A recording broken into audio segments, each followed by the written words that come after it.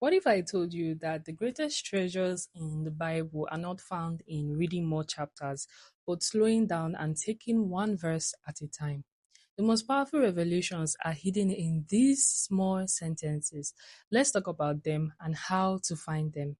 Hello, welcome back to the channel. If this is your first time here, this is where we learn God's word and see Jesus in all of the scriptures. And if you're interested in understanding God's word, make sure to subscribe and join the family. Now, for you to understand the Bible better, I'll be teaching you a method called verse mapping. This is a method where you highlight a verse that stands out to you while reading, and you begin to unpack the meaning of the words contained in that verse. Now, let's break it down together. What are verses? You've probably noticed that in your Bible, every chapter is divided into small numbers, right? What is interesting about those verses is that they were not in the original scrolls when the Bible was first written. It was one continuous chapters, no verses, just pure writing from the beginning to the end. Later, scholars added chapters and verses to help us find these passages easily. Each verse makes a chapter, and this verse carries the body of the message. So when you start paying attention to those individual texts, you begin to see how each one of them adds up to a bigger picture. Now, for you to see the bigger picture, you have to understand this. Texts are key passages. Now, you often hear people say our text is from. That word text is a key passage that a group of verses hold an important truth. This is where a group of verses hold an important truth. For example, if you pick John chapter 4, that whole story about Jesus and the Samaritan woman, it is packed with meaning, and the verse in it connects to the main point. So when you're studying the scriptures, those verses that help you see clearly what the entire verses are saying are key text. So in using this method called verse mapping, you have to look for a key text that stands out to you. So I'm going to turn the camera now so that we can get into a practical usage of this method in the Bible. So while studying through chapter 19 of John, I have to look at verse 39, which says, "And there came also Nicodemus, which at the first came to Jesus by night, and brought a mixture of myrrh and aloes, about 100 pound weight." So this is the verse that I'm looking at, verse 39. So what I'm going to do now is I'm going to write it out on my journal. Write it out here. Sometimes you can do this with 2 or more translations that you like to use. For me, I wrote it down in KJV and NLT. So just put it in a box at the middle of the journal.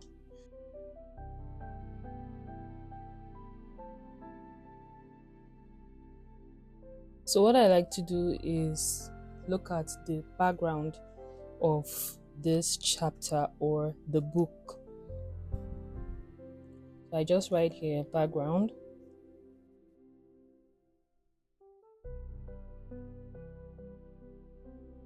I look at these 2 translations. I look at them in-depthly. I'm going to read out the one in NLT.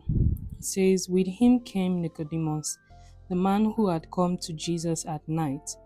He brought about 75 pounds of perfumed ointment made from myrrh and aloes." So we see that the NLT kind of gives it a better or a more simplified explanation.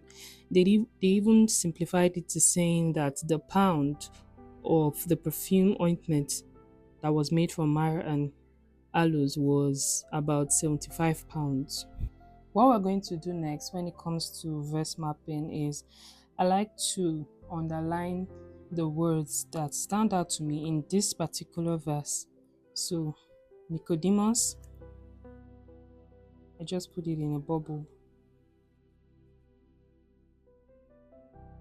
And also a mixture of myrrh and aloes. So the reason why I underlined also is that if you read verse 38 of this chapter, it talks about Joseph of Arimathea being a disciple of Jesus. So we're talking about 2 persons here, Joseph of Arimathea and Nicodemus. So this chapter 19 talks about Jesus when he was being crucified, what happened at the crucifixion, reading Pilate, the soldiers, and down to when he was being carried off the cross. So this area we're concentrating on talks about how he was buried.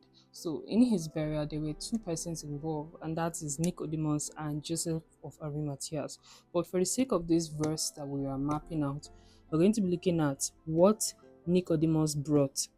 So two things. One is Nicodemus. So Nicodemus, Alos, and Mar. What I'll go ahead to do is look up the meaning or the origination of these mixtures. I'm going to look deep into them. So a context to Nicodemus. Nicodemus was one of the Jewish elites. He was a Jewish leader. So his first encounter with Jesus was when he came to meet him at night because he had certain questions that he needed answer for. So he was a secret disciple of Jesus. So he was afraid of the other Jews finding out that he was part of the disciples of the Jews. That's why he came to meet Jesus at night in John chapter 3. But here we see him coming after the death of Jesus and making sure that Jesus' body was buried properly. So let's look at Mara.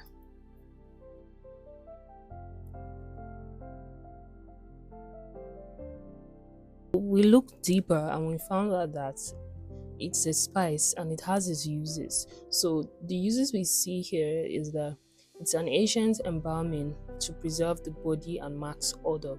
So the uses is that it's used in the ancient Jewish time for burials and they use it to mask the body smell.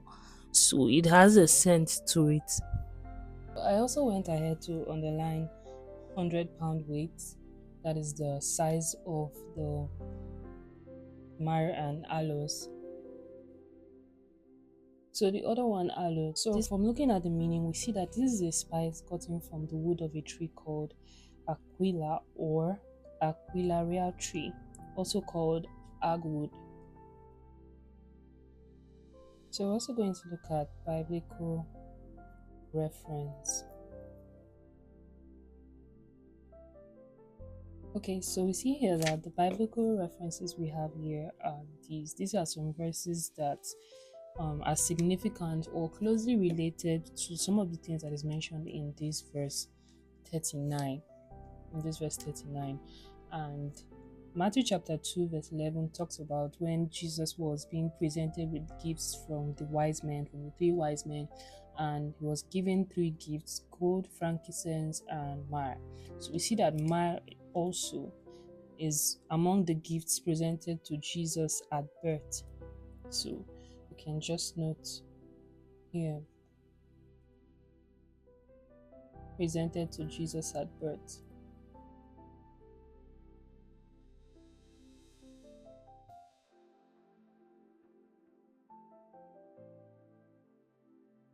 So in Mark 15 verse 23, Jesus was also presented with myrrh to drink while he was on the cross in Mark's account.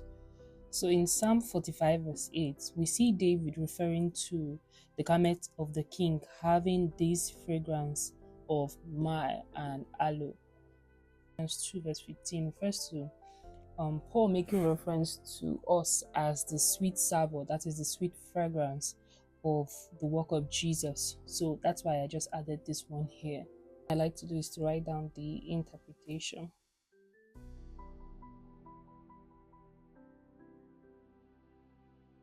So this is the interpretation from all the meanings that we have gotten, the meanings that I have gotten from A1. So one of the things I observed is why this right here was also mentioned in Matthew 2:11, which talks about him being presented with myrrh at his birth. So for me, this means myrrh was offered to Jesus at birth to foreshadow his coming suffering and death.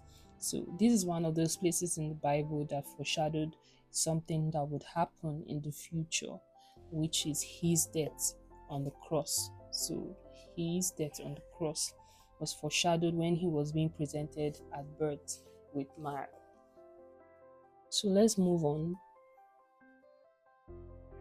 So the second interpretation is the quantity Nicodemus brought. That is about 75 pounds. This matches the royal burial in ancient Jewish culture.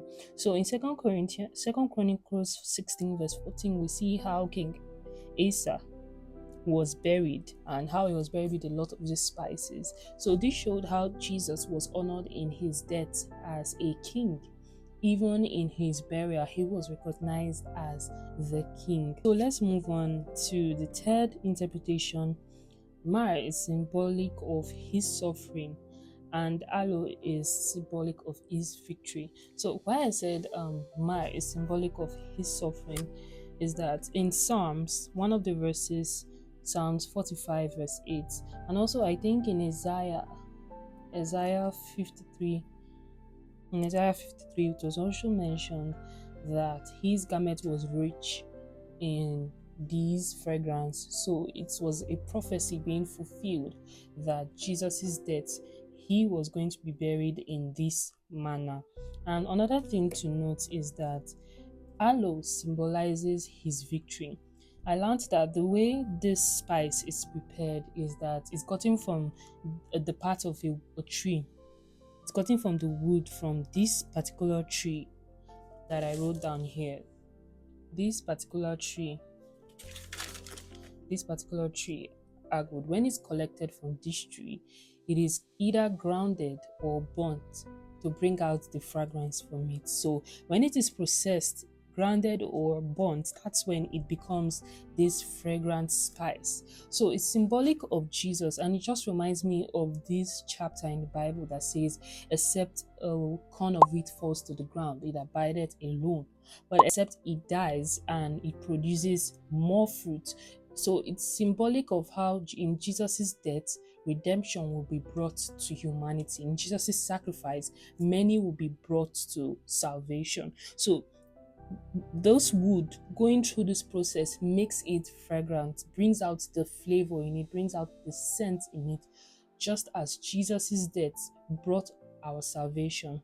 So something else to see here is the usage of Jewish elites, that is Nicodemus and Joseph of Arimathea. This Jewish elite, it was the Jews that crucified Jesus, but God uses these two Jews to fulfill this prophecy in his burial. So they fulfilled the prophecy of these words written in Psalms and Isaiah 53.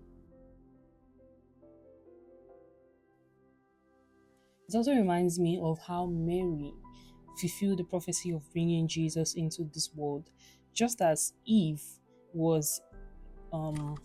and Adam brought in death. God uses Mary to bring forth life, that is Jesus, into this earth. Among these religious leaders, the Jews that wanted Jesus to be crucified, we have these two religious elites, as I can put it, because they were powerful men.